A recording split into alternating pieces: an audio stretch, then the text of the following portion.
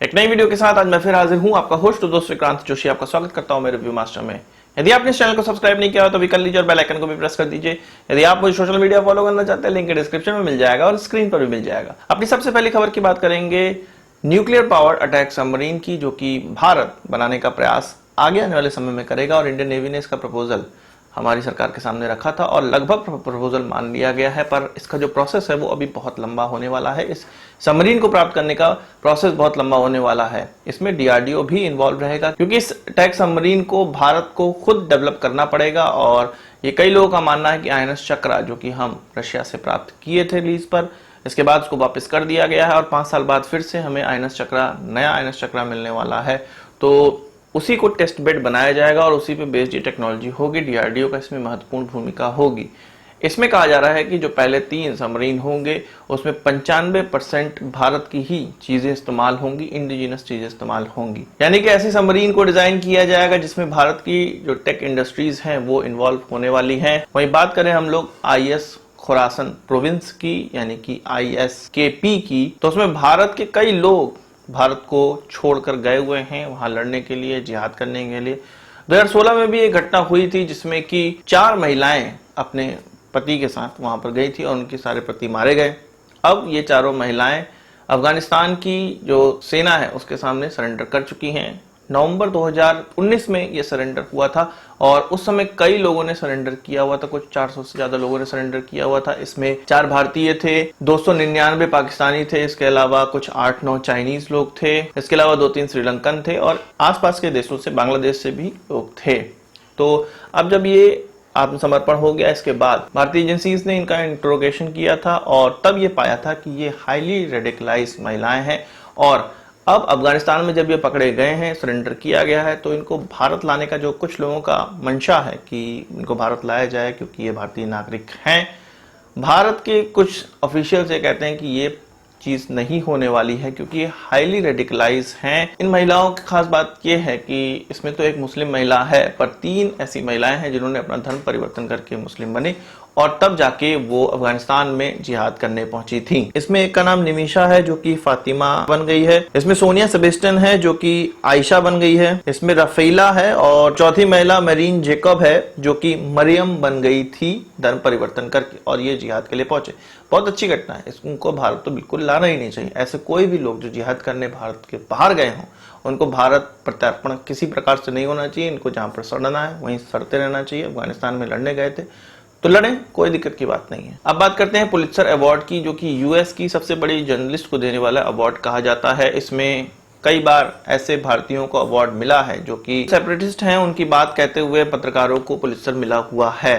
पर इस बार ऐसे व्यक्ति को पुलित्जर मिला है जो कि एक सही बात और चाइना के विरोध में तथ्यों को सामने रखा है। भारतीय मूल की एक जर्नलिस्ट जिनका नाम मेघा राजगोपालन है, उनको यह पुलित्जर अवार्ड इसलिए दिया गया कि जब चीन में उइगर मुस्लिमों के लिए एक नया कैंप, जिसको डिटेंशन कैंप या कन्वर्जन कैंप भी कहा जाता है, जिसमें कि चाइनीज मुस्लिम बनाए जाते हैं, चाइना के हिसाब से मुस्लिम बनाए जाते हैं, इस तरह का कैंप सेटअप किया गया था 2007 में। और बज़फीड के लिए ये लिखती हैं और इनके द्वारा जब ये पहले कैंप बनाए गए थे तो विजिट वहां पर किया गया था और वहां की पूरी जानकारी ये विश्व को दी और उसके बाद से ही ये पता चला है कि चीन इस प्रकार की हरकतें अपने देश में कर रहा है। तो इसके लिए इनको पुलित्जर अवार्ड दिया गया। इस बार ऐसा लगता है कि अमेरिका में जो चाइना के विरोध में चीजें हो रही हैं उसी को मद्देनजर रखते हुए ये पुलित्जर अवार्ड दिया गया है। और ऐसा कई बार होता है कि जब हमारे देश के खिलाफ पत्रकारों को ये चीजें दी जाती हैं तो हम ये कहते हैं कि ये पेड प्रोपेगेंडा है या इस तरह की चीजें की जाती हैं। इसी प्रकार जब अमेरिका की अब चीन से नहीं बन रही है तो यहाँ पर चीन विरोधी जो भी खबरें निकलकर सामने आती हैं या जो जर्नलिस्ट को निकालते हैं उनको ये पुलित्जर अवार्ड दिया जा रहा है। एक तरह से अच्छी घटना भी कही जा सकती है और एक तरह से ये घटना यह भी बताती है कि पुलित्जर अवार्ड या किसी भी प्रकार के अवार्ड हो वो कुछ ना कुछ प्रोपेगेंडा बेस्ड जरूर होते हैं। आप जानते होंगे कि विश्व के 7 देश यूरोप में मिल रहे हैं और उनका एक बड़ा औचित्य यह है कि चीन को किस प्रकार से ग्लोबल सप्लाई चेन से बाहर निकाला जाए और चीन का जो प्रभुत्व बढ़ रहा है पूरे विश्व में उसको कम किया जाए। इस चीज पर वो बातचीत कर रहे हैं और इसकी शुरुआत कनाडा के प्रधानमंत्री ने की। इसमें जो अन्य देश भाग ले रहे हैं वो United states, Britain, Germany, Italy, France और जापान हैं और इन 7 देशों के राष्ट्र प्रमुख इस मीटिंग को अटेंड कर रहे हैं। और जैसा कि मैंने आपको बताया कि चीन के विरुद्ध क्या चीज कार्रवाइयां की जानी चाहिए, ये सारी चीजें इसमें डिस्कस हो रही हैं।